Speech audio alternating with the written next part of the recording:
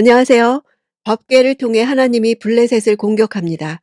오늘 본문은 사무엘상 5장 1절에서 12절입니다. 1절. 블레셋 사람들은 하나님의 궤를 빼앗아 에베네셀에서 아스돗으로 가져갔습니다. 블레셋 사람들은 하나님의 궤를 전쟁터였던 에베네셀에서 남쪽으로 약 56km 떨어진 아스돗까지 이동시켰습니다. 아스돗은 블레셋의 5도시 중 종교와 정치의 중심지였기 때문입니다. 블레셋 영토의 중간에 위치하며 다곤 신전이 있는 유일한 도시였습니다. 2절. 그러고 나서 그들은 그 궤를 다곤 신전으로 가져가서 다곤 신상 곁에 두었습니다.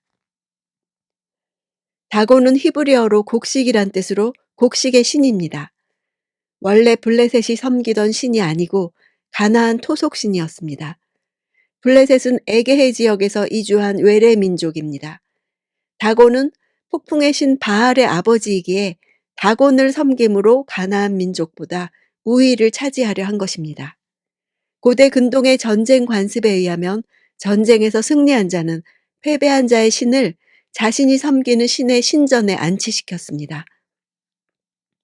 이는 패배한 자의 신이 승리한 자의 신의 통치 아래에 놓이는 것을 의미했습니다.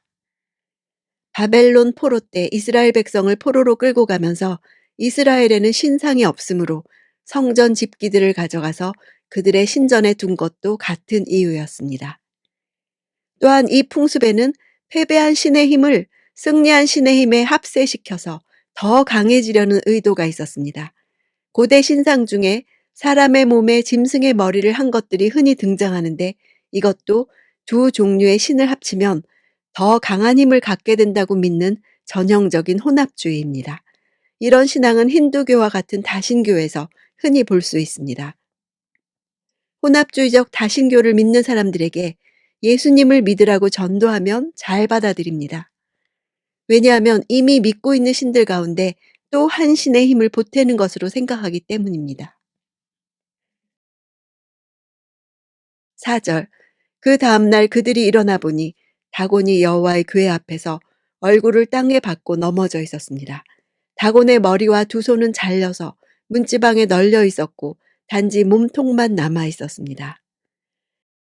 신전의 세로 길이가 50여 미터였음을 고려할 때 신상이 넘어지면서 충격으로 머리와 두 손이 문지방까지 굴러갔을 가능성은 희박합니다. 머리와 손이 부서지다라는 동사를 사용하지 않고 잘리다라는 동사가 사용됐습니다. 고대 전쟁에서는 패자의 머리와 손목이 전쟁 승리의 결정적 증거입니다. 다곤은 전쟁 포로가 처형당한 것과 같은 모습으로 자신의 신전에서 처참하게 처형당했습니다. 여호와의 손이 블레셋을 치는 것과 대조적으로 다곤은 손을 잃었습니다. 사람의 도움을 받아야만 일어날 수 있는 무능한 신이 우상의 본질이요, 우상을 섬기는 자들의 어리석음입니다. 5절. 이 때문에 오늘날까지도 다곤의 제사장들과 아스돗에 있는 다곤의 신전에 들어가는 사람들은 모두 문지방을 밟지 않고 들어갑니다.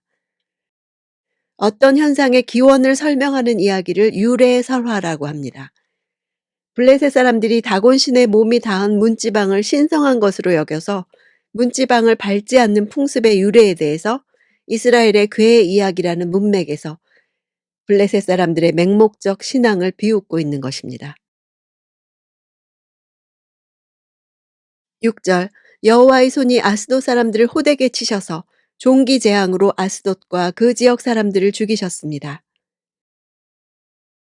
호되게라는 단어는 히브리어로 카베다인데 이 말에서 영광이라는 말이 나왔습니다. 이가봇의 갑옷과 같은 단어입니다. 여호와의 손이 호되게 치셨다는 것은 여호와의 무거운 손이 아스돗 사람들에게 임했다는 뜻입니다. 여호와의 영광을 드러내신 것입니다. 여호와께서는 블레셋 땅에서도 그의 영광을 드러내십니다. 7절. 아스돗 사람들은 이런 일들을 보고 말했습니다. 이스라엘 하나님의 궤가 여기 우리와 함께 있어서는 안 되겠다. 하나님의 손이 우리와 우리의 신 다곤을 치고 있지 않는가. 여호와가 참신이라면 다곤을 버리고 여호와를 섬겨야 마땅한데 그들은 다곤의 보호를 받는 것이 아니라 오히려 다곤을 보호하면서도 끝까지 다곤을 버리지 못합니다. 이것이 우상 숭배의 본질입니다. 8절. 그리하여 그들은 사람을 보내 모든 블레셋 지도자들을 모아놓고 물었습니다. 이스라엘 하나님의 궤를 어떻게 하는 게 좋겠습니까? 그들이 대답했습니다. 이스라엘 하나님의 궤를 가드로 옮깁시다. 그리하여 그들은 이스라엘 하나님의 궤를 옮겼습니다. 당시 블레셋은 단일 왕정이 아니라 5도시 연맹체였기 때문에 국가 중대사는 이 도시 국가의 대표들이 모여 결정했습니다. 이스라엘과의 전쟁에서 획득한 전리품인 언약궤를 돌려보내면 이전의 승리를 부정하는 것이므로 어느 한 도시가 단독으로 내릴 결정이 아니었습니다. 이 때문에 도시 수장들이 모인 것입니다. 70인역에 의하면 가드로 옮기자고 먼저 제안한 것은 가드 사람입니다. 가드에는 장수가 많았습니다. 거인 족속 아나킴이 살았고 유명한 거인 골리앗이 가드 출신입니다. 이들은 천성적으로 자신감이 넘쳤습니다. 아마도 유행하는 독한 종기와 여호와의 궤가 연관이 있다는 생각을 믿지 않았을 것입니다. 또 한 가지 이유는 가드가 이스라엘과 가장 가까운 도시였기 때문에 빼앗은 여호와의 궤를 바로 돌려보내고 싶지는 않았지만 이스라엘과 가장 가까운 곳으로 보냄으로써 여호와를 달래려고 한 것이었습니다. 9절. 그러나 그들이 궤를 옮기고 난 후 여호와의 손이 또 그 성을 치셔서 사람들이 큰 고통을 겪게 됐습니다. 젊은이나 늙은이 할 것이 없이 그 성 사람들은 모두 종기가 났습니다. 이 종기는 쥐가 퍼뜨리는 페스트의 일종이었을 것으로 추정합니다. 피부에 종양이 생김으로써 심한 가려움과 고통을 동반했을 것입니다. 그대로 두면 감염자의 70%가 나흘 안에 사망하는 전염병입니다. 블레셋 사람들은 이후에 황금쥐 5을 황금 독종 5과 함께 만듭니다. 이것은 출애굽 때 열 재앙을 통해 이집트 사람들과 그들의 신을 심판하셨던 사건이 블레셋에서 재현된 것입니다. 11절. 그래서 그들은 블레셋 지도자들을 모두 불러놓고 말했습니다. 이스라엘 하나님의 궤를 보내 원래 있던 곳으로 되돌려 놓읍시다. 그러지 않으면 그 궤가 우리와 우리 백성들을 죽일 것입니다. 이는 궤가 가는 곳마다 죽음의 고통이 그 성 전체를 덮었기 때문이었습니다. 하나님께서 치시는 손길이 하도 호되어 호되다는 말이 또 나옵니다. 하나님의 손길이 또 영광을 드러낸 것입니다. 에그론의 신은 그 유명한 바알세불입니다. 블레셋 땅에 포로처럼 끌려갔던 법궤가 그 땅에서 머무는 7달 동안 오히려 하나님의 위대하심과 전능하심과 영광을 드러냈습니다. 이 많은 부분이 출애굽을 연상시킵니다.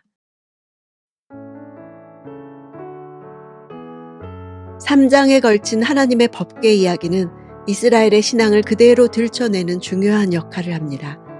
법궤에 담긴 본체적 의미를 놓쳐버리고 법궤라는 형식과 틀만 붙들고 있는 종교적 현상을 고발하는 것입니다. 큰 교회 다니면 자기 신앙이 큰 것처럼 착각하는 사람들이 있습니다.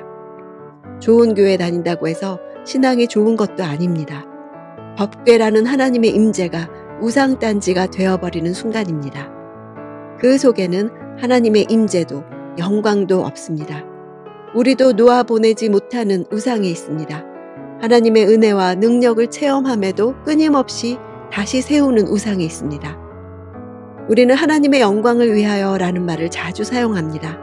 이스라엘 사람들의 눈에는 보이지 않지만 하나님은 블레셋 영토에서 그분의 영광을 드러내셨습니다. 지금 내 삶에 하나님이 안 계신 듯 보일지라도 하나님은 여전히 살아계시고 주권적으로 역사하고 계십니다.